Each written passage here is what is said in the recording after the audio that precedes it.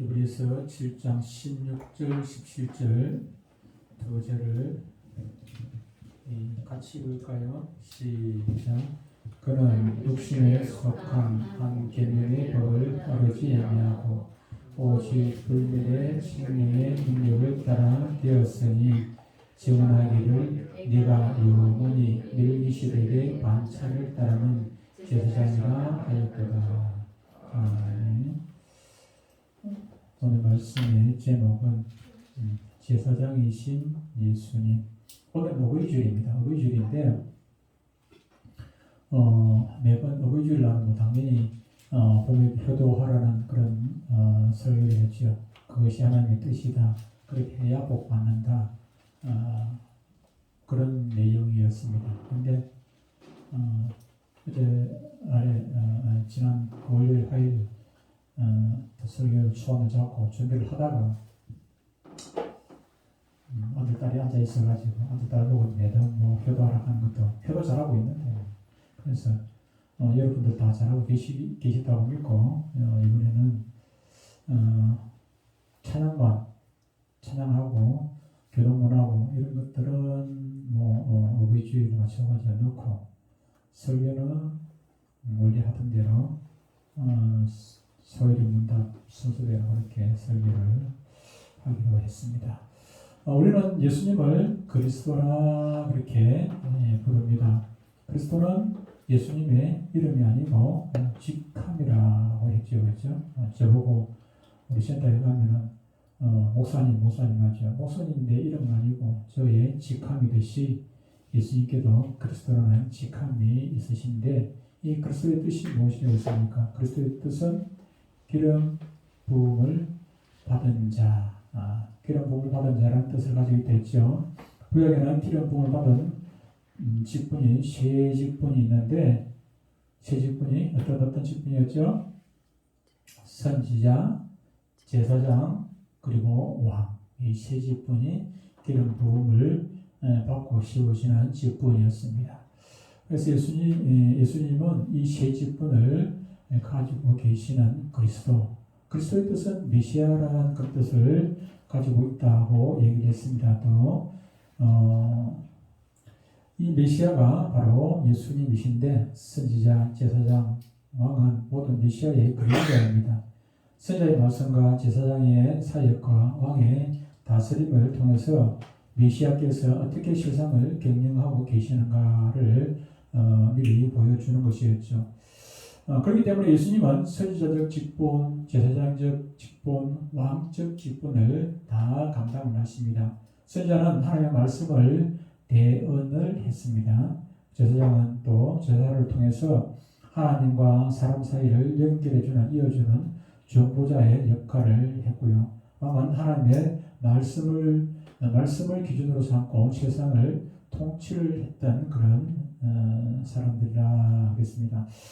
우리는 지난번 시간에 글쎄 세 가지 직분 중에 선지자, 제사장, 왕 이 세 가지 직분 중에 선지자직에 대해서 우리가 말씀을 지지난주에 들었고 오늘은 소위 문답 25문을 가지고 예수님의 제사장직에 대해서 말씀을 나누도록 하겠습니다. 소위 문답 25문에는 그리스도께서는 제사장직을 어떻게 수행하십니까? 라는 질문으로 시작합니다. 그리고 그 답은 그리스도께서는 단번에 자기를 희생 제물로 드려 하나님의 공의를 속성하시며 우리를 하나님과 더불어 화목하게 하시고 우리를 끊임없이 중보하심으로 제사장직을 수행하십니다. 여러분들이 속성이라는 말을 잘 이해를 못하실 것 같아가지고 제가 사전적 의미를 밑에다 넣어놨습니다. 속상 이 말은 명사로서 갚아서 물어줌 이런 뜻을 가지고 있습니다. 갚아서 물어줌. 뭘 갚아? 예수님께서 우리의 죄값을 갚아서 예수님께서 우리의 희생하심으로 십자가 달려 돌아가심으로 희생 제물로 드리심으로 우리의 죄를 대신 갚아 물어주었다는 것입니다. 제사장은 레이 어디에서 나옵니까? 레이 지파 중에서도 아론의 가문, 엘리아살 지파 중에서도 장남의 계보들만 제사장이 될 수가 있었습니다. 그런데 예수님은 족보상 아론의 가문이 아니라 유다 레이 지파가 아니라 유다 지파 쪽에서 지파 쪽이죠. 우리 마태복음 1장에 보면 쭉 족보가 쭉 나오는데 보면 유다 지파로 예수님께서 이 땅에 오신 것을 알 수가 있습니다. 그런데도 왜 예수님이 제사장이 될 수 있었는가에 대해서 오늘 본문이라든지 히브리서에서 보면은 상세하게 소개를 해주고 있습니다. 히브리서는 예수님을 우리의 대제사장이라고 그렇게 소개를 하고 있습니다. 그러면서 또 한 사람을 더 소개를 하는데 그 사람은 누군가 하면 멜기세덱이라는 사람입니다. 멜기세덱. 여러분들 멜기세덱이라는 사람의 이름을 어디서 들어봤습니까? 창세기에서 아브라함이 등장할 때 그때 들어봤지요. 아브라함이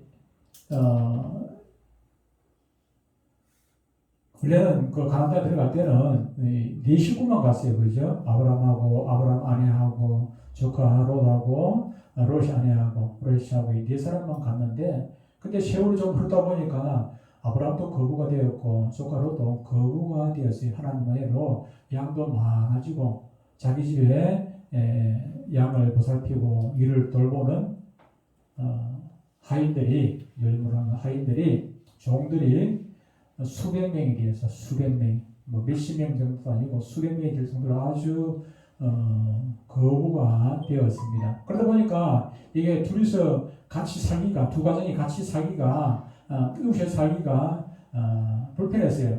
두 사람들은 잘 지내는데 종들끼리 싸우는 거예요. 양을 서로 조대서 누리려고. 그러다 보니까 아브라함이 이래 안 되겠다 싶어가지고 우리 서로 좀 떨어져서 살자. 그래, 네가 저기 살려라. 네가 동쪽 가면 나는 서쪽으로 갈게. 그래서 조카 롯 보고 이제 결정을 하라 하니까 조카 롯이 어디 갔습니까? 소돔 땅으로, 거기 비옥한 땅이거든요. 거기 소돔 땅 쪽으로 가게 됐죠.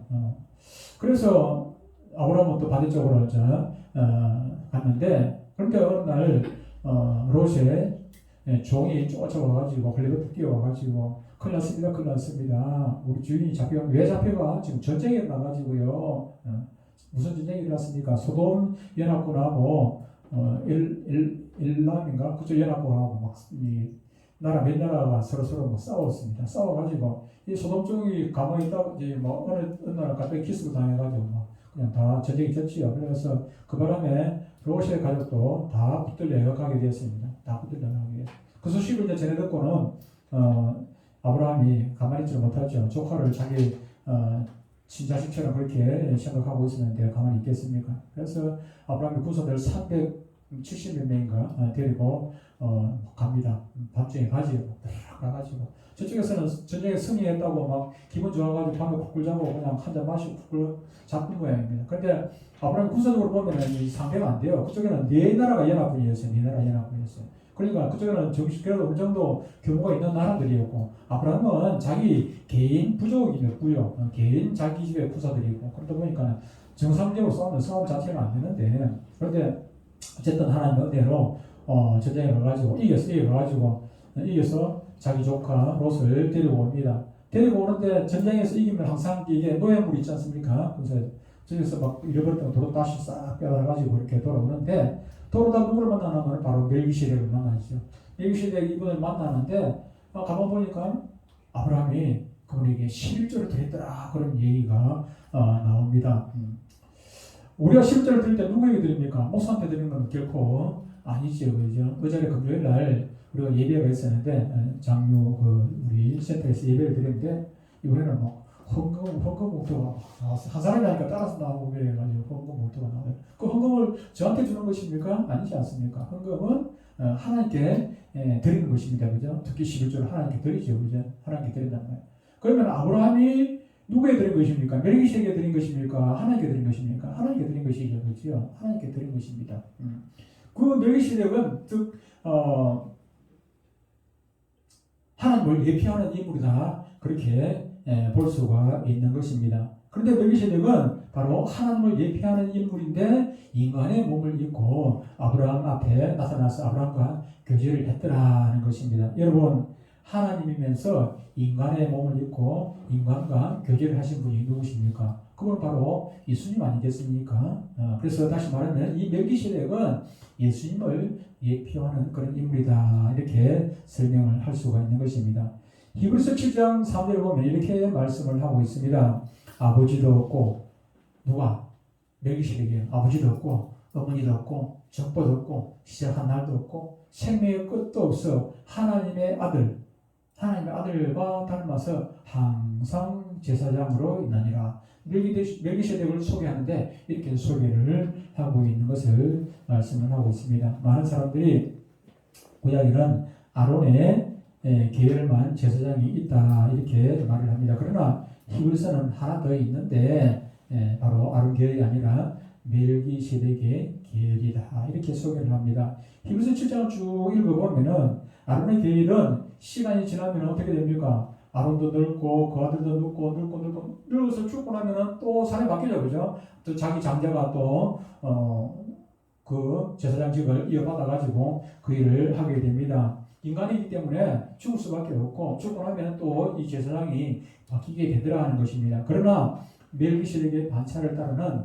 예수님은 인간이면서 하나님입니다. 그래서 시작한 날도 없고 또 생명의 끝도 없습니다. 그러니 아론의 계열의 제사장들처럼 중간에만 바뀌거나 이렇게 갈릴 이유가 하나도 없다, 그렇게 말씀하는 것입니다. 더욱이 레위지파는 아브라함의 자손입니다. 레위지파 아론이 제사장으로 세워지기 600년 전에 아브라함을 통해서 멜기세덱에게 이미 11조를 바쳤습니다. 그 멜기세덱이 구약에 나타난 예수님이라 할 수 있는 것입니다. 아론의 계열은 사람인 제사장이 죽으면 계속해서 바뀝니다. 그러나 영원하신 예수님은 결코 바뀌지 않는다. 그러니 우리를 위한 진정한 전보 사역은 구약의 제사장들이 하는 것이 아니라 지금도 영원히 변함없이 우리 예수님께서 우리의 전보 사역자로 제사장으로서 하늘 보좌 우편에서 그 사역을 하고 계시는 것입니다. 예수님이 전보자로서 제사장의 역할을 하고 계시는데 그 역할들을 크게 세 가지로 구분할 수가 있습니다. 구약의 제사장들이 했던 것들을 세 가지로 우리 예수님께서 행하고 계시는데, 첫 번째로 백성들을 대신해서 제사를 드렸습니다.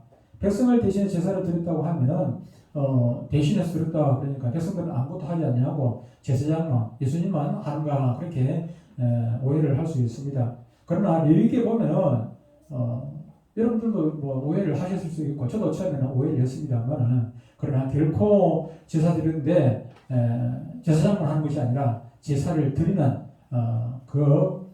사람들이, 백성들이 해야 할 일이 참 많이 있더라는 것입니다. 제사장의 기본 역할은 백성을 하나님과 연결하는, 사람과 하나님 사이를 연결하는 중보자였습니다. 사람들이 하나님과 왜 끊어졌습니까? 끊어진 이유는 우리가 잘 알다시피 죄 때문 아니겠습니까? 제사장들은 죄를 지은 사람이 하나님과 이렇게 죄 때문에 담이 막혀가지고 하나님과 교제가 끊어졌어요. 하나님과 화목할 수 없는 원수지간이 되어져 버렸습니다. 그런데 이 제사장은 하나님과 다시 화목할 수 있도록 연결해주는 그런 역할을 하는 사람들입니다. 두 사람이 다투었습니다. 두 사람이 다투면은 어떻게 합니까? 그 두 사람을 다시 화해시키기 위한 그 친한 친구가 있지 않겠습니까? 두 사람이 화해의 마음을 품고 손을 내밀어 서로 용서를 구하도록 도와주는 친구가 있고, 그 결과로 화해가 되고 두 사람이 교제가 이어지게 되는 것 아니겠습니까? 중보자가 아무리 돕더라도 관계를 회복하기 위해서는 행동이 필요한 법입니다. 그래서 죄를 지은 사람이 어떤 행동을 해야 합니까? 제단에 제물을 드리며 또 제사를 드려야 했습니다. 레위기에 여러 가지 제사가 나옵니다. 번제회, 속죄제, 속건제, 또 화목제, 소제, 이런 제사들이 있는데, 죄를 지은 사람이 죄를 용서받기 위해 가지고는 제물을 가지고 나오죠. 제물을 성전에 가지고 나오는데, 성전에 가지고 나와가지고 제물을 제사장에 그냥 바칩니까? 그렇지를 않습니다. 자세히 보면은 제물을 본인이 잡습니다. 본인이 동물에게 본인이 안수를 하고 내가 지은 죄를 동물 머리에 다 안수를 해가지고 내 죄를 이 동물에게 전가를 시키고 자기가 이 동물을 잡고 각을 떠가지고 각을 뜹니다. 그냥 뭐 잡는 정도로 끝나는 것이 아니고 각을 떠가지고 이게 고기를 나누죠. 나눈단 말이에요. 각을 뜨고 그래서 그걸 제사장에 드리는 것이죠. 제사장이 그러면 피를 뿌리고 또 태울 것은 태우고 그렇게 하게 되는 것입니다. 어쨌든 재물을 가지고 오면은 본인이 그 재물을 잡더라 하는 것입니다. 그러니까 제사장이 백성을 대신해서 제사를 드린다는 것은 백성이 아무것도 하지 않는 것이 아니라는 것입니다. 먼저 백성이 재물처럼 완전히 죽어져야 합니다. 자신이 지금 이 양이 죽는 것이 아니고 내가 죽는 것입니다. 내가 사실은 양이 죽는데 실제로는 우리 눈에는 양이 죽는 것처럼 보이지만은 양을 잡으면서 하나님 앞에 내가 죽습니다. 나는 죄인이니까 내 죄값을 지금 내가 죽습니다 하면서 이걸 잡는 것이죠. 백성이 재물처럼 완전히 죽어야 하는 것이 어떻게 죽겠습니까? 내 자아를 자살하는 그런 얘기 아니고 내 자아를 죽이고 하나님 앞에 나와야 합니다. 예배할 때 예배를 드리는데 많은 사람들이 교회에 나올 때 어디 갑니까? 예배 보러 갑니다. 지금도 요즘도 보면 그렇게 말하는 사람이 있어요. 예배 보러 간다고 그렇게 말하는 사람이 있어요. 장에 가면서 물건 사러 가면서 장에 왜 갑니까? 장에 뭐하러 갑니까? 아니면 장 보러 갑니다. 장 보러 간다 이제. 장을 뭐하러 봅니까? 장을 보러. 장에 물건 사러 가지 구경하러 갑니까? 그 우리나라 사람들 평소에도 그런 게 있어요. 예배도 보러 오는 것이 아닙니다. 구경하러 오는 것이 아니라 예배는 내가 하나님 앞에 드리러 오는 거예요. 근데 많은 사람들이 예배 드리러 오면서 은혜 받으러 온다. 은혜 받았다. 그러고 은혜 받으러 온다. 그렇게 얘기합니다. 근데 사실은 은혜 받기 전에 먼저 내가 교회에 죽으러 가야 돼. 내가 죽어지면은 하나님께서 다시 살리시는 은혜를 우리에게 주시는 것이죠. 내가 죽어야 돼. 예. 찬양하기 싫어도 찬양하고 예배하고 싶지 않아도 예배하고 내가 원하는 행태가 아니어도 주님이 원하시기에 기꺼이 나를 죽이는 것. 죽는 것이 무엇입니까? 꼼짝을 안 하는 것입니다. 이렇게 디비놓으면 이렇게 있고 저렇게 디비놓으면 저렇게 있고 팔을 들고 있으면 팔을 들고 있고 내 자아가 완전히 죽었으니까 필연적으로 따라가는 것입니다. 따라가는 것, 그죠? 따라가는 것. 마찬가지로 예배에도 마찬가지입니다. 내가 하고 싶어 찬양하는 것이 아니라 물론 하고 싶어 찬양하고 그러지면 좋겠지만 그죠? 내가 하기 싫어도 내가 이것도 하기 싫고 저것도 하기 싫어도 교회 나오는 것도 마찬가지입니다. 교회 나오는 것도 마찬가지죠. 죽어야죠. 재물을 완전히 죽이면 그제야 제사장 그 재물의 피를 제단에 뿌리고 죽어서 각을 뜬 재물을 제단에 태우는 일을 하는 것입니다. 그래야 그것이 온전한 제사가 돼요. 여러분들이 완전히 죽어져야 그 예배가 참여하는 여러분들의 참여하는 그 예배가 온전한 예배가 되어진다는 것입니다. 여러분은 죽지 아니하고 이 자리에 나와 있으면 그 예배는 온전한 예배가 되지 않지요. 여러분들 과거에 보셨는지 안 그러면 또 TV에서 또 제사 지내는 거 보시지 않겠습니까? 제사장에 올라가는 생선이 살아있으면 되겠습니까? 제사장에 올라가는 소고기가 살아있으면 되겠습니까? 어제 나갈 때 돼지머리 잡아가지고 그래가지고 나눠놓고 돼지머리 나눠놓고 그렇게 제사 지내는 것도 있는데 돼지가 살아있으면 되겠습니까? 제사상에 올라가는 재물들은 다 죽어야 재물이 온전한 재물이 되는 것이지 살아있으면 그것은 재물이 되는 것이 아니라 재물을 받는 사람이 되는 것이죠. 그죠? 여러분들이 하나님의 제사를 드리기 위해서는 온전한 예배를 드리기 위해서는 여러분들이 교회에 나와가지고 죽은 자세로 앉아 있어야 된다. 죽은 자세. 세례요한은 예수님을 향해서 예수님이 나올 때 뭐라고 얘기합니까? 보라 하나님 세상 죄를 지고 가는 하나님의 어린 양이로다 그렇게 얘기를 했습니다. 어린 양이 되신 예수님이 우리를 위해서 죽으셨습니다. 죽으실 때 그냥 죽으신 것이 아니라 우리의 죄를 몽땅 짊어지시고 죽으셨습니다. 그 죽음은 예수님의 죽음이 아니라 바로 저와 여러분들의 죽음인 것입니다. 죽은 자는 자기 주장이 없습니다. 어떤 반응도 하지를 않습니다. 예수님의 죽음이 정말 나의 죽음이라는 것을 믿는 사람이라면은 자아가 하나님께서 자아가 죽어요. 하나님 앞에서 죽었다는 것은 하나님 용서가 더 보이지 않죠. 그죠? 남편의 남편 앞에서, 아내 앞에서, 누구 앞에서, 사람들 앞에서 이게 막 혈이 올라오면 안 돼요, 안 돼요. 저도 운전하다 보면은 제일 막 열이 올라오는 게 운전하다 보면은 뭐 사정없이 그냥 뛰어들고 그러다가 우리 아들도 뛰어들는데 그 생각하니까 조금 내가 막 화가 나가다가 조금 낮추긴 하는데 근데 우리 아들은 그런 게 아니고 나도 가끔가다가 그렇게 하더라고. 그렇게 참말로 남이 내 앞에 끼게 들어오는 거는 열이 나고 내가 들어가는 것은 그거는 내로남불랑 똑같아. 내로남불이란 말이에요. 그치? 내가 하면은 그건 내가 급해서 하는 거고 이해를 해야 되고 남이 나한테 들어오면 그 사람 급한 거는 시간 안 하고 그냥 열을 내고 내 자꾸 자아가 살아있으니까 그렇게 되는 것입니다. 그런데 육신을 입고 있으니까 아무리 목사든 장로든 누구든 안수집사든 간에 이 자아가 올라오게 되는 것입니다. 자아가 올라오지 않는 사람은 그건 죽은 사람이지. 자아가 우리가 주님 앞에 가는 그날 육신의 생명이 있는 날까지 우리는 조금 정도의 차이 있겠지만은 자아는 누구나 올라오게 되어 있습니다. 그래서 어떻게 하는 것입니까? 설교에서는 싸우라는 것이냐. 그 자아가 싸우는 것입니다. 차라리 바울도 가슴을 치지 않습니까? 그래서 바울은 그렇게 나는 날마다 죽는 한 번 죽으면 그만이지 왜 죽습니까? 자아가 오르니까 또 죽이고 또 죽이고 또 죽이고 하는 거 아니겠습니까? 한 번 죽으면 그냥 자아가 안 올라오면은 날마다 죽을 필요가 없지. 한 번 죽고 나면 되는데 바울은 고백하기를 나는 날마다 죽는다. 자꾸 어제 죽었던 게 또 올라오고 아래 죽었던 게 올라오고 자꾸 올라오니까 그러니까 날마다 죽는다고 표현하고 오호라 이 공부하는 가슴을 치면서 로마서 7장에 보면 마지막 부분에 보면 그렇게 가슴을 친다는 거예요. 바울이 이 정도인데 저나 여러분이나 오죽하겠습니까? 그러나 예수님의 십자가의 은혜로 사는 사람은 십자가의 죽음이 매일 내 죽음이 되게 합니다. 그래서 바울은 날마다 죽는다 그렇게 했고 저와 여러분들도 바울을 따라가기 위해 가지고 날마다 죽는 그런 체험들을 싸움들을 하고 살아야 하는 것입니다. 그 싸우지 않으면 결코 나를 쳐서 복종시킬 수가 없는 것이지요. 내가 아무리 오라고 해도 아까 얘기했다시피 끼게 되는데 끼어들게 하는 거 내가 올 때는 내가 오른 것 같은데 하나님 오실 때는 내가 오른 게 아니다. 우리는 아무리 내가 오르도 예수님보다 더 오를 수는 없죠. 내가 아무리 오라도 하나님 말씀보다 더 오를 수는 결코 없는 것입니다.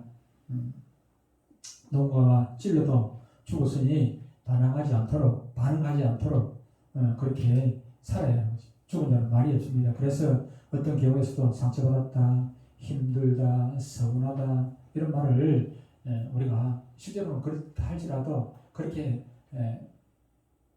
어제도 우리 모르신 아들한테 서운해가지고 지금 아들 이사를 갔는데 아들이 전화도 한 번 안 했더래요. 이사를 갔는데 왜 이사를 갔어요? 아들이 안 불러 해가지고 그래 내가 아들만큼 못해도 서운한 거 갚으시라고 이전에 우리 시한테 나오셔서 내가 대신해드리겠다고 말이라도 조금이라도 다는 못하지. 그 일부분이라도 내가 해소시키고 해가지고 손잡아 드리고 어깨라도 한번 안아드리고 그래요. 저는 그게 즐거움이에요. 즐거움. 과거에 제가 아버지 살아계실 때 시골에 가면 자주 못 뵀잖아요. 그죠? 명절 때는 크고 자다 한번 가면 한 번 그냥 앉아가지고 밤새 아버지 하는 얘기 들어주는 거예요. 그게 그냥 내 효도의 전부였어요. 1년 동안, 몇 개월 동안 못 알았던 거 그냥 하루 밤새 밤새도록 그냥 그 얘기를 쭉 작년에 들었던 얘기 또 듣고 들었던 얘기 또 듣고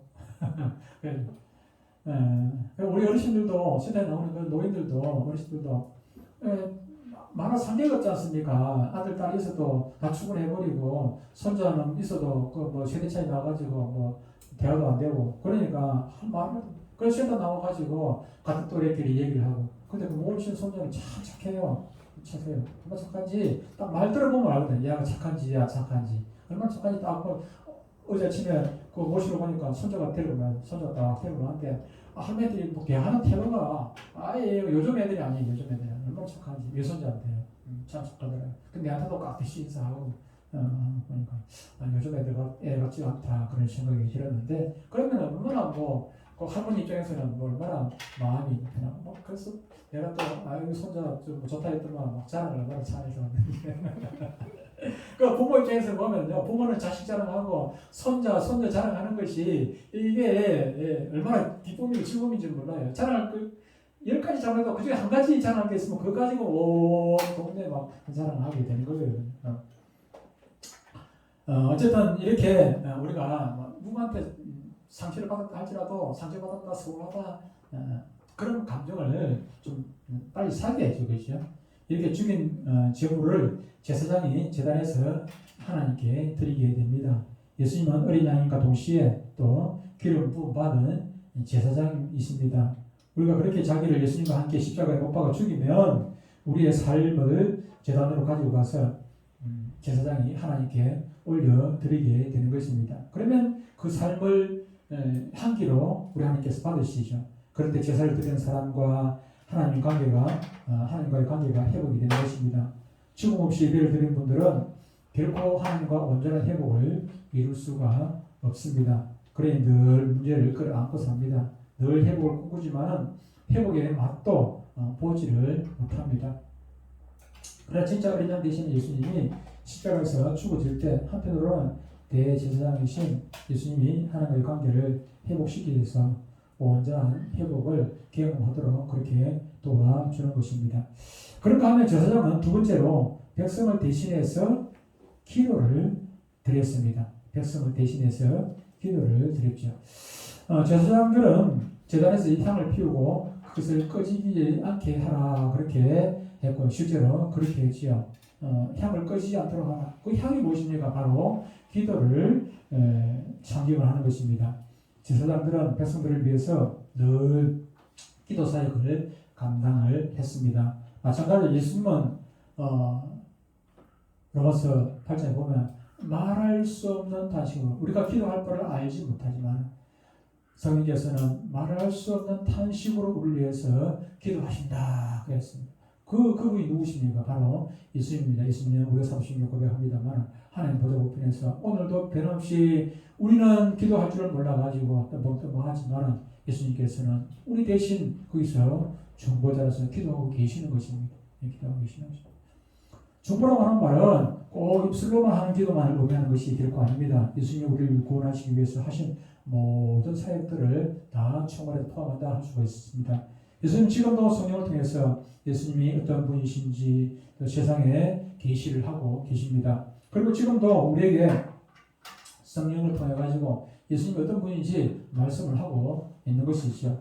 성령의 은사, 성령의 놀라운 역사들이 왜 일어납니까? 예수님이 이 땅에 오셔가지고 사시면서 공생을 사시면서 수많은 사람들에게 병을 고치고 죽은 사람을 살리고 이적을 베푸고 이적을 많은 사람들에게 보여주셨어요.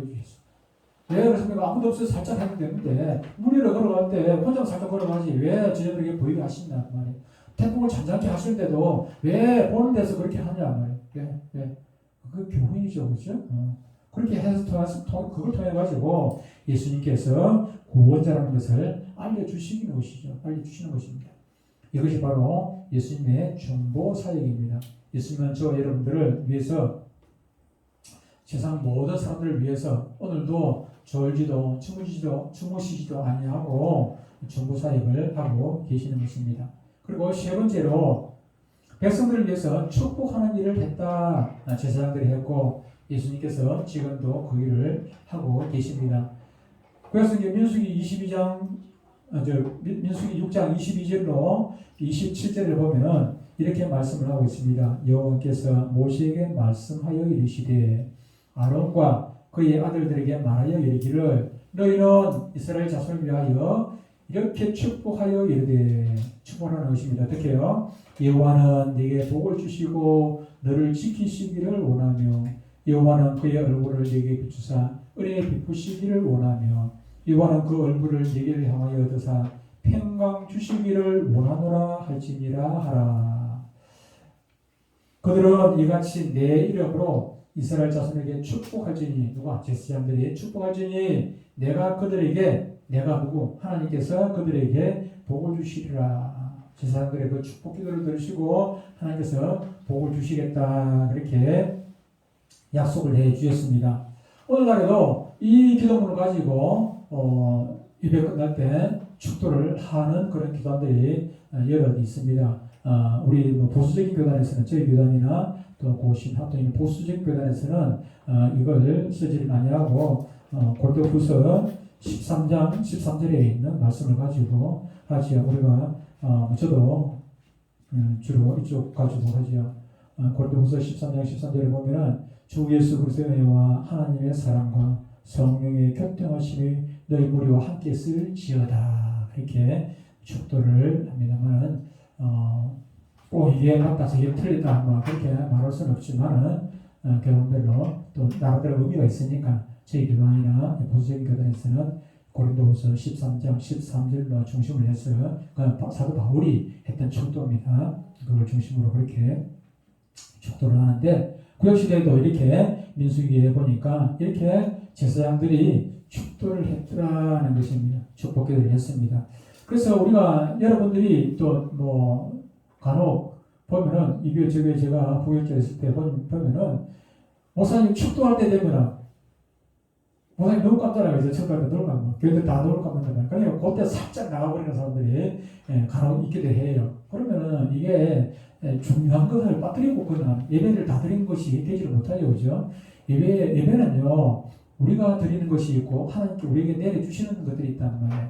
우리가 헌금을 드리고, 찬양을 드리고, 기도를 드리고, 하나님께 이렇게 올려드리는 것도 있지만, 하나님께서 우리에게 은혜를 베푸시는 것들이 말씀을 통해서, 축도를 통해서 우리에게 복을 주시는데, 그걸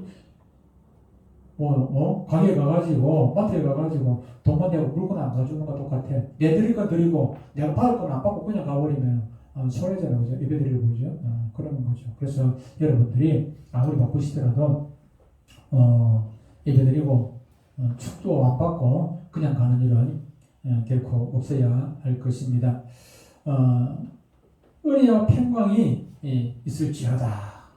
고양이 제사장의 은혜와 평강의 축복이 바로 예수님으로부터 성취된 것입니다. 은혜와 평강이 여러분 어디에서 나오는 것입니까? 십자가의 은혜에서 시작이 됩니다. 그러므로 십자가의 은혜를 체험하는 것보다 더 큰 축복은 결코 없는 것입니다. 그래서 시편 133편은 여호와께서 복을 명령하셨으니 곧 영생이라 이렇게 말씀을 합니다. 십자가의 은혜로 영생의 은혜를 체험하는 것이 축복 중에서 가장 축복이라는 것을 기억하시기를 바랍니다. 저와 여러분은 이미 이런 축복을 누리고 있는 사람인 줄로 믿습니다. 예수님은 제사장으로 오셔서 우리의 죄를 씻어 하나님과 화목하게 하셨습니다.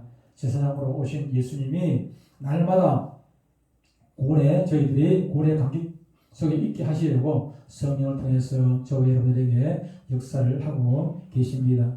제사장으로 오신 예수님이 고래를 통해 또 참 평강을 저와 여러분들에게 주십니다. 이 놀라운 은혜를 받은 여러분들 날마다 거래를 누리며 사시고 거래를 하나님 앞에 감사하며 사시기를 주님으로 축복합니다. 기도하겠습니다.